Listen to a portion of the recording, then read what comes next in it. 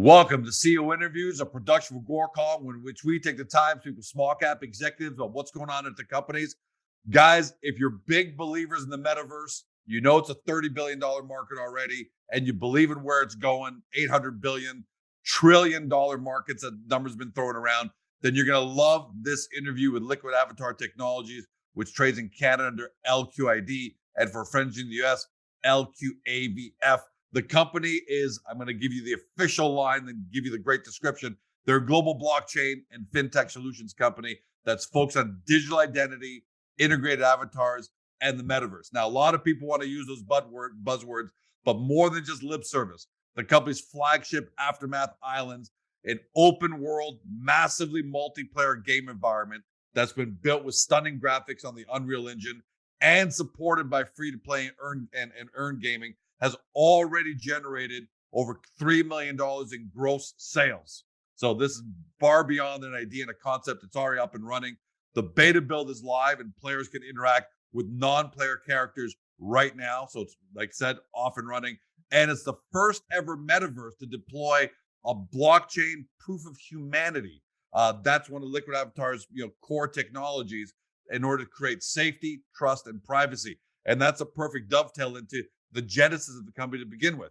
It was a global blockchain and personal identity solutions company that empowers individuals like you and I to manage, control, and generate value from our biometrically verified digital identity, while also providing governments, businesses, etc., with the ability to easily integrate digital wallets, digital identity solutions, and create businesses out of that. And if you're a big believer in the metaverse, it's already a $30 billion market. But we've heard the likes of Citi say it's going to be a multiple $trillion market by the end of this decade. So here to talk about 2022 in review and where we're going in 23 is David Lukacs. Welcome back, my friend. Thanks, George. Really appreciate being here, and Happy New Year to you and everyone out there. Happy New Year to you as well, and to all Liquid Avatar shareholders. Market conditions aside, because Tesla, Amazon, Meta, Facebook, Google, Apple, who's lost $1 trillion of market cap, have all had their challenges. So no one can look at you and say, hey, what do you got to say for yourself? Aside from market conditions, was 2022 a breakthrough for Liquid Avatar, a breakthrough year? Wow. The short answer is yes. The long answer is $1 trillion market cap loss, right?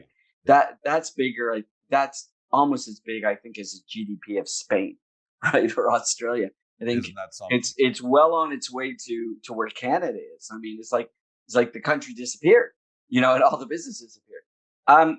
2022 was highly transitional for us. It really was. We started out sort of in a market where COVID was a big issue. And governments were all centered around how do we do validation and verification. And that was really, really important as we were building out our metaverse and our other technologies. And then quickly government shifted for two reasons, away from digital identity and obviously into the economy and where the economy was going. But the shift away from digital identity was because COVID became less of an issue.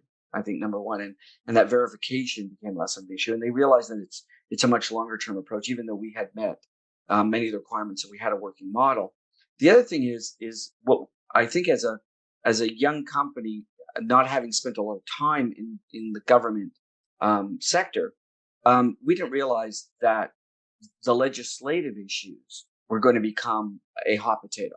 So, George, it's easy to say that we can do digital identity to prove that someone, when they want to go in and buy a package of cigarettes, a lottery ticket, or a bottle of alcohol, or whatever restricted product, that is easy for us to do. We've done that. We've proven that. We have that technology today.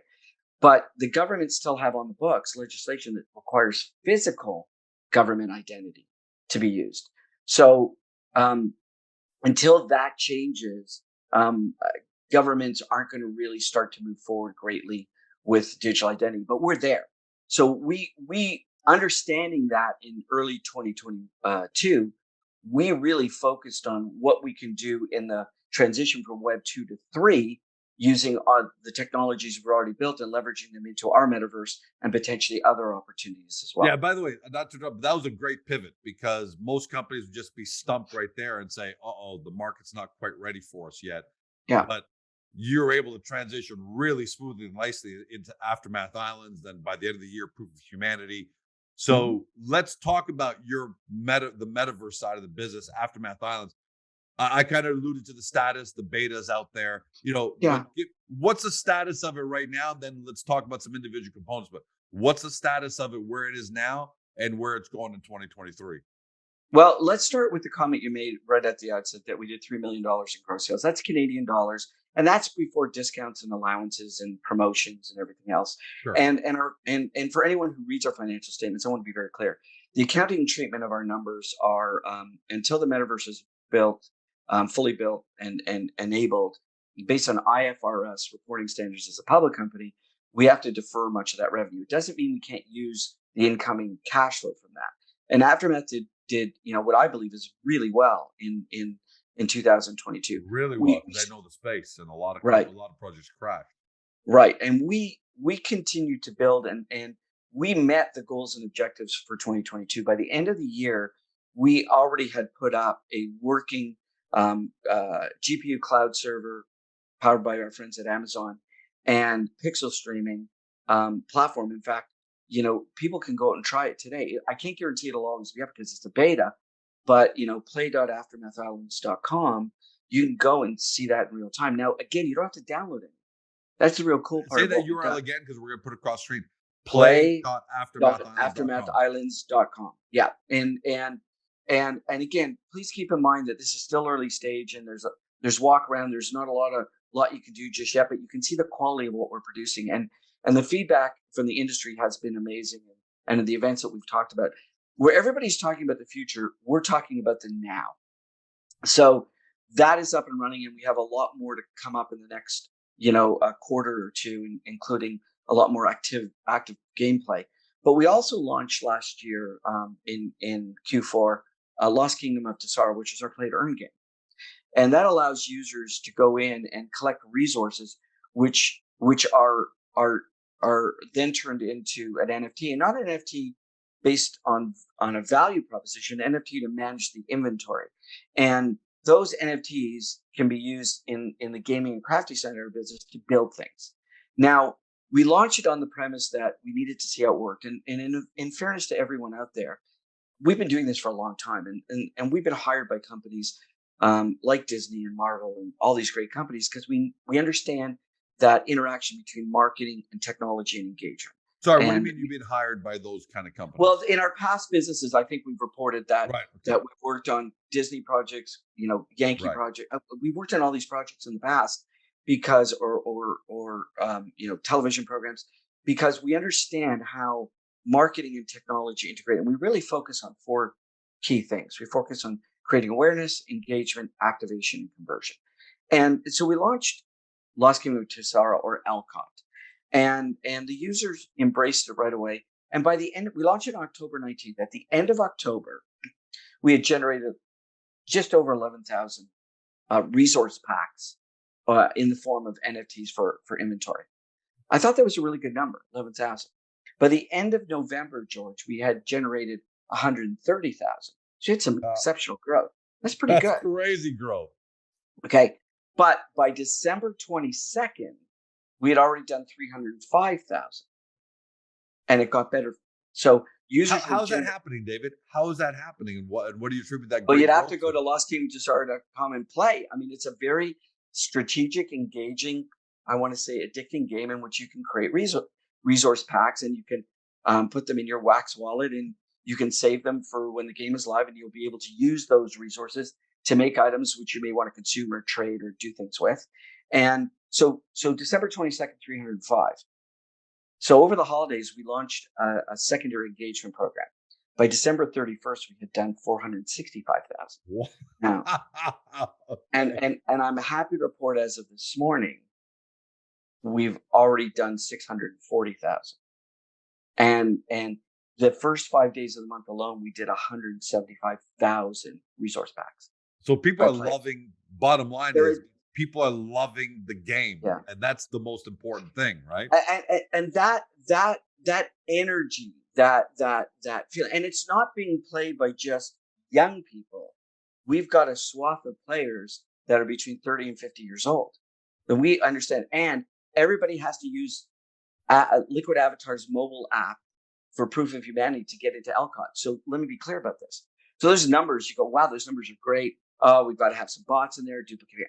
There are no bots, new duplicate accounts, and no fakes, no hacks.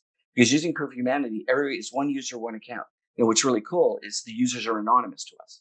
And wait, and that's a perfect segue into proof of humanity. I don't want to just say that. You and I really know what that is and how game change that is. Let's talk about that to investors. What proof of humanity is as a concept. We don't have to do a whole deep dive, but as a concept, what it is, and why it's so important, and why it's got such a great future ahead of it. And it's very simple. If you think of identity as binary, you're either unknown or known, right? But we sort of have taken that unknown or known, and unknown is everybody can do whatever the heck they please, and we get these fake accounts, we get these bad actors, we get duplicate accounts, we get bots, we get everything else. That's Twitter, right? Twitter, Elon Musk. Well, I don't want to comment on. I don't want to comment on everything. But that's everything on the internet today, right? In general, everything, right? And it's some of the. I mean, Roblox has been affected by this. Fortnite has had issues, and again, it's not that they don't do it what they can to prevent that. It's just it's part of what the Web 2 environment is all about, or Web 1 and Web 2. By adding, so that's zero. That's a null event. KYC, which is bank grade verification, is too invasive for gaming and for other situations. Right. For opening up a financial account and all that stuff, that is required. So if it's 0 or 1, proof of humanity fits in the middle. Nice. I like that. Proof of humanity says, I am a real person. I've validated my device, so I know that I know what country I'm in. And then I've given some type of self-attestment of age, and we've used artificial intelligence to match that against your biometrics. So what we do is we say, look, you're a real person, come on in. And we know that you're from a specific country because we have to bar certain countries. You can easily gain the list, whether it's, some of the countries currently at war, on an OFAC list, whatever the case may be. So that user remains anonymous. And that user, the cool part about remaining anonymous is they're now in control of all their marketing data. So if somebody wants to ask for the marketing data, they may have to give them some kind of value to get that out of them. So it really this is the whole premise of Web3. And we've been talking about this in digital identity. But what we slipped in between 0 and 1 was that 0.5 for proof of humanity. And it is working like a charm. And once people have launched it, they don't even think twice about it because there's no username and no password. To get into Lost Kingdom of Tessara and eventually get into Aftermath Islands, you'll never use a username and password. You'll only use your proof of humanity to get in. And one Web3 expert said, this is what the metaverse will need to move forward, because I'll say it because you don't want to comment on it, but I'll say it. It's the biggest problem facing Elon Musk right now.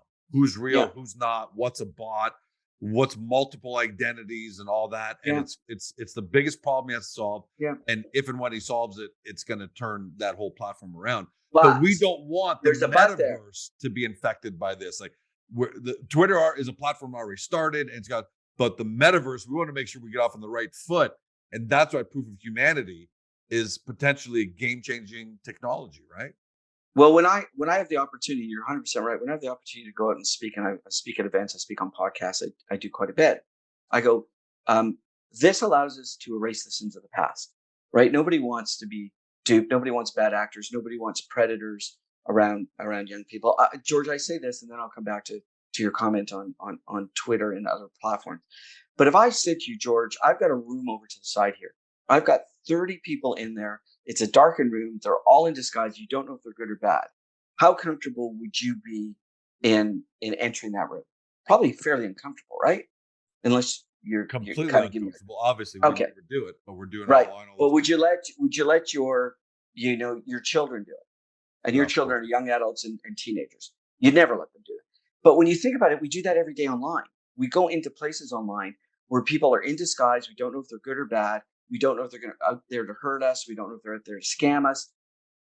What we're doing and bringing it to the metaverse, and we're talking to gaming, and we're talking to virtual government programs, and all these virtual programs, is we can erase this into the past without causing any damage. But the challenge is that if you're a large social media organization today, if you put this technology in place, how many users are you going to lose?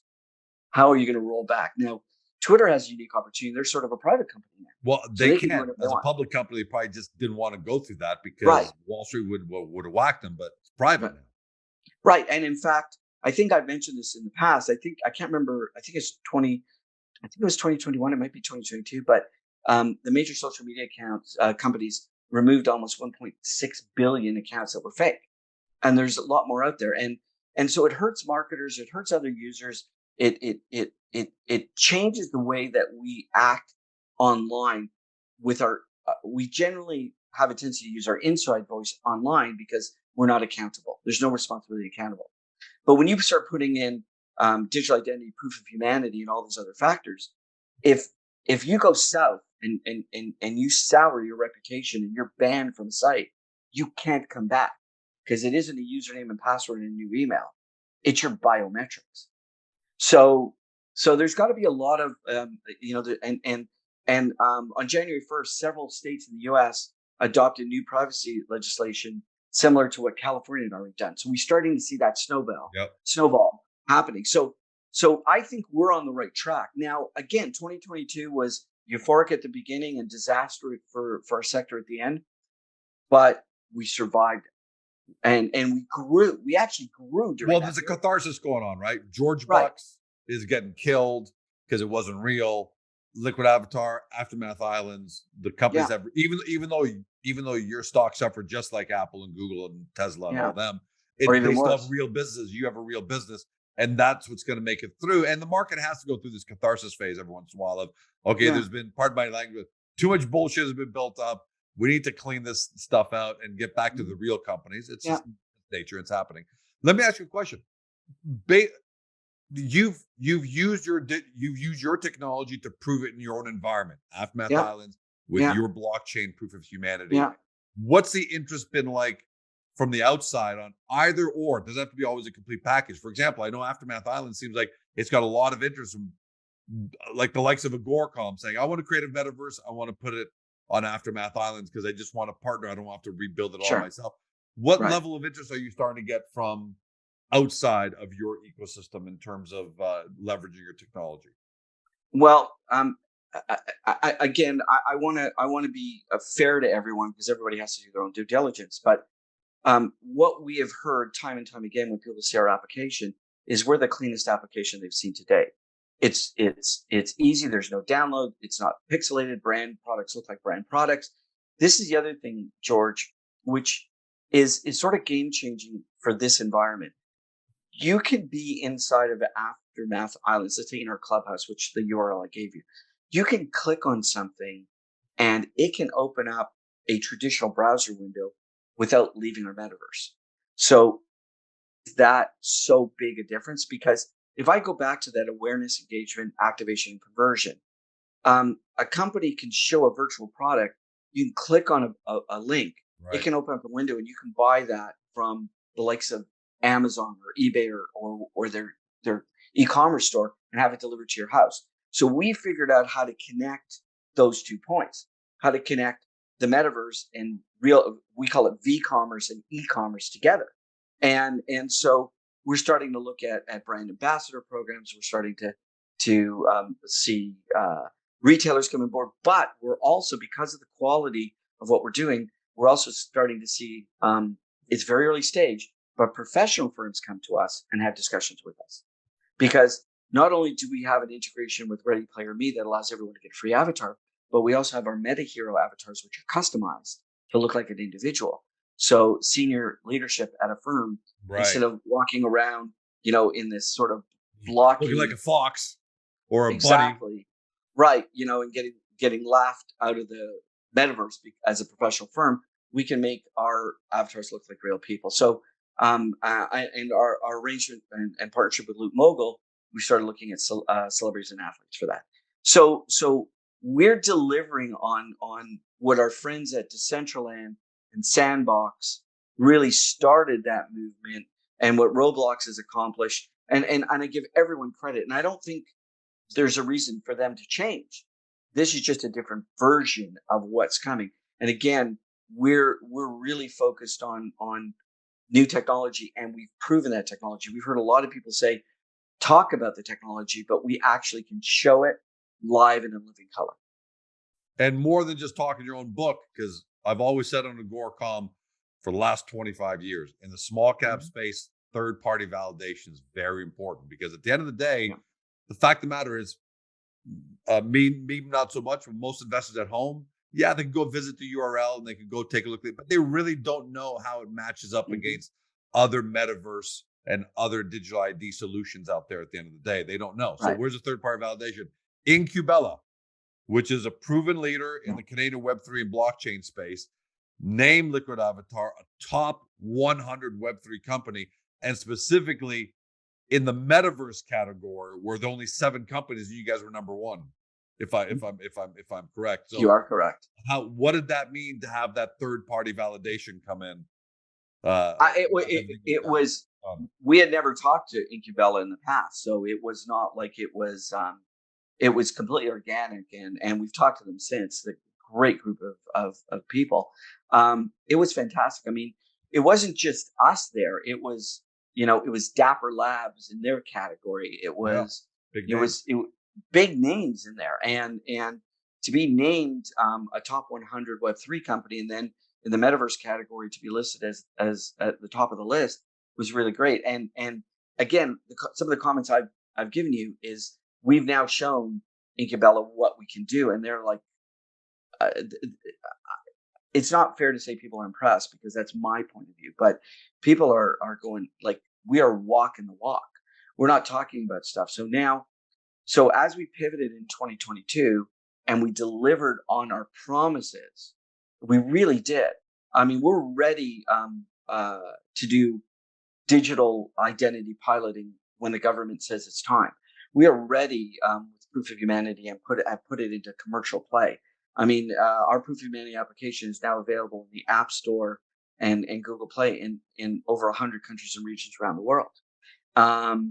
We have launched Lost Kingdom to Sara. We have launched our first beta test server for Aftermath Islands. We have done these things in the face of one of the biggest market resets that we've seen in certainly our lifetimes, and it's been challenging. It's been difficult. The team is stuck together, but it's been a test of our fortitude. It really has, and it's been a test of our fortitude of our investors who stood by us as well. I mean, add to that, probably one of the biggest tax loss seasons we've seen in forever, because the market was in such disarray. People who made a lot of money at the early side of the year decided to create wherever. And we had in the last 45 days of the year, Elon Musk lost $200 billion in personal wealth from Tesla, because as Tesla couldn't maintain its grip and started going, the tax law. So I don't think anyone's going to put on you, David.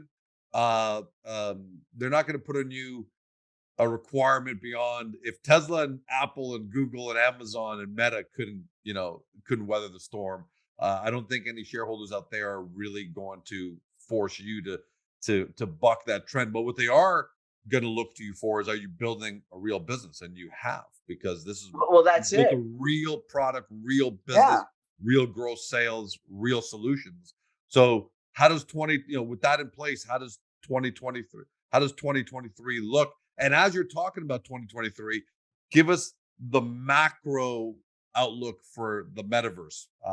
So a lot of people are saying, well, the metaverse is over as a gimmick, but you and I heard that in 2000 about the internet. So within the macro of the metaverse, how are you guys looking for 2023? Well, so let's define what the metaverse is, and what it is today and what it will be tomorrow. So the metaverse is not what Meta has described it. It's not what Roblox has described. It's not what we've described it. It is an emerging new type of web. It's Web3. Now we're not at Web3 yet. We're probably at Web 2.2 to 2.5. We're certainly not at Web3. So I think we're sort of, as I always say, crawl, walk, run. I think we're sort of in that, still at the late stages of the crawl, right? We're Magic Leap, who's another goggle provider, just passed $4 billion in funding to create this new headset. We think that headsets and wearable glasses and all that are part of the future. But today, the metaverse is sort of a cross between, we look at it as 7 principal tenets: work, play, learn, earn, entertain, build, and/or craft, and socialize. So we're taking the Web 1 and 2 experiences and moving them into a more immersive, engaging experience. And what that really means is it's going to follow gaming first, because gaming is an immersive experience. So we're at that stage today. We've taken a position that we're focused on using Unreal 5, which gives us high fidelity graphics. We're using GPU cloud serving, which allows us to process everything in the cloud and bring it down to the user's browser with less pressure on the machine or on the device, which means we can have activation and engagement in a mobile environment or a tablet environment, the same we could have on a high powered graphic unit gaming computer. And then we've also integrated v-commerce and e-commerce. So we've done all that. So now our focus is revenue and growth. Has to be, right? We've proven the technology works. We're there. So now it's okay. So how quickly can we press the gas pedal? And that's going to require some support in the capital markets. It's going to require support from our investors, and it's going to certainly put more pressure on our team and our partners. But we're already seeing in the first 3 or 4 days deals come to the table. And again, it's not that we've activated the deals, but we spent the time necessary to make sure we got it right in 2022 and took all the pain. Now we're hoping to have, and again, it's our position that we're going to push on the game for 2023. Yeah, and I see it the same way. But at the end of the day, everyone wants to hear it from you, and you're definitely positioned for for success. And I'm still. I tell everybody. People ask me, George, do you think the metaverse is still going to be a thing? I said, well, look, what if I told you back in 2000 that you'd be able to buy stuff online? You'd say, no, I'm just going to go to the mall. Why would I buy it online? No, by 2000 you could, but 1995 you couldn't. In 1997, my team developed the technology to allow that to happen. So I agree with you. I don't want to age myself. But what I tell people is, well, look, back then we thought it was so amazing. You could just scroll through websites and look at tennis rackets in blue and green. And, and we thought that was so cool, but that's ancient now, and we're going to be able to go into the metaverse. So just like we transition from the mall to the, scrolling pages, we're going to transition from scrolling pages to the metaverse, where you're going to be able to see a product from different angles, how it's used. Turn it, move it, usage, all of that. And we're going to say, remember we used to scroll web pages to look at these static pictures? How ancient was that? So I'm a big believer in the bull of the metaverse and where it's going. Citi does, because what was that number? Did Citi say it's going to be 13 trillion, 10 to $13 trillion market? Yeah. By 2030. So, but again, George, that's as we come into the crawl stage and we go to the walk stage and the run stage, and I just want to comment on what you said. I mean, people have seen what Meta has spent and lost in the metaverse, but they've tried to go, in my humble opinion, again, I certainly can't comment on someone else's philosophy without looking at my own. But I think they've gone from standing still to run, and not all the technology is going to be great.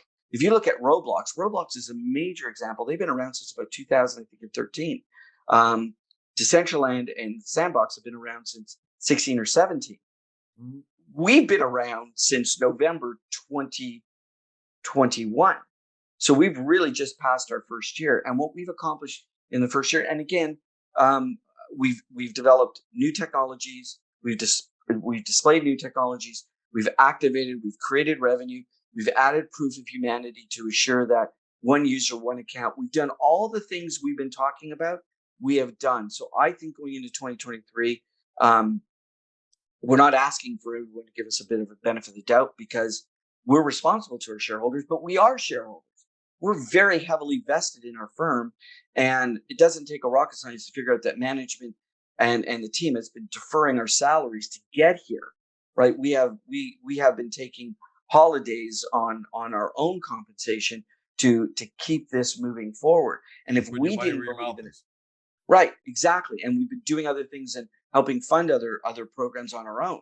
So at the end of the day, and our partners have stood by us.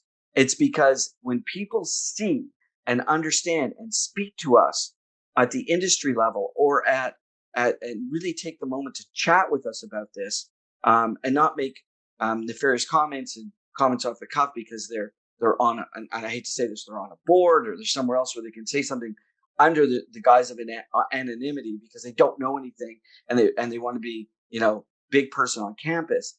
If they really want to understand what we're doing, and we're seeing great opportunities to come to life.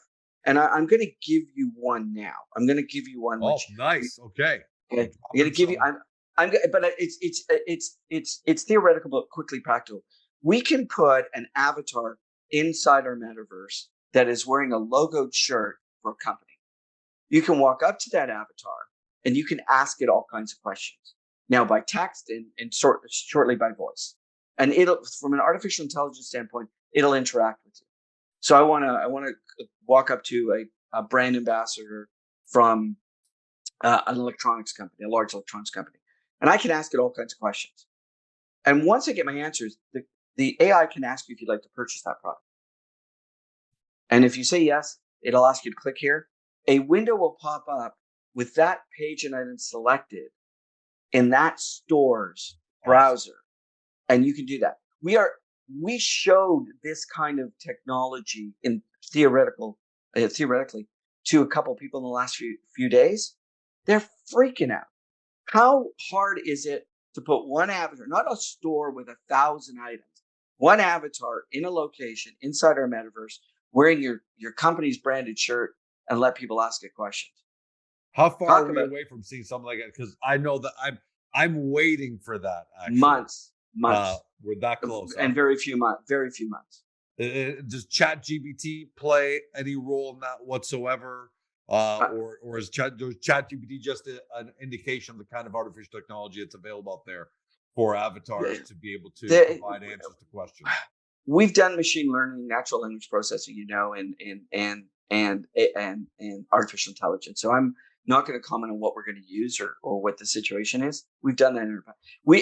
This business is a culmination of all our experience, whether it's in retail marketing, engagement, working with brands. I mean, we're out there talking and being invited to talk at events because we're talking again about the now.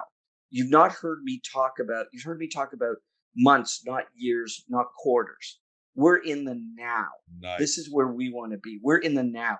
And that was when at the Immersive Global Summit in December in Miami, and I'm co-chair of the VR AR Association Metaverse Committee, and I was talking to everybody, and I'm saying, and I was commenting how great the stuff we saw was, but they're years away. Like, Sony had this amazing rig that you could. When can I get it? Well, we can't tell you exactly when, but it's coming. Um, uh, but at the end of the day, and they do have prototypes available today, but we're talking about the now. We're focused on the now. How do we start to look at opportunities and revenue generation and growth and development now, not a year from now? We want to do it now. Well, you're there right now because people can go to Aftermath Islands and see, they go to the beta build and see they might be up or down, but they can go in and start. They can start to see all that. They lost Kingdom of Tathar. They can see all that. And Yeah. now you're telling me I want to be able to see that demo as well about how AI potentially is interacting with people inside of Metaverse. I think you're there, David. That's stock performance aside, because like we said, 2022 is a rough year for all the big growth, high tech, fast moving companies. Valuations, it was just a catharsis year. There's nothing you can do about that. The Right. most important thing is you've got a product offering, you've got solutions, they're out there, they're working, and they're growing. And I can't wait to see what you guys are doing in 2023. Can't wait to have you back, my friend. Always can't wait to have you back. Thank you. Always a pleasure to be here. To everybody at home, you've been watching or you've been listening to my podcast on Spotify, Google, Apple, or your favorite podcast platform. To David Lukacs, he's CEO of Liquid Avatar Technologies, trades in Canada under LQID. For our friends in the US, LQAVF. For those new to the story, you want to do your due diligence, get the company's profile page on Agoracom because there's a lot of moving parts here.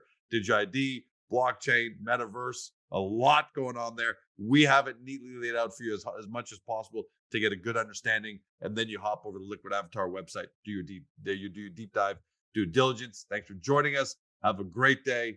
See you next time. Hey guys, this video is over, but don't forget to help your company by liking it and even leaving a comment below. And then don't forget to help yourself by subscribing to our channel and never missing another great Agoracom small cap video.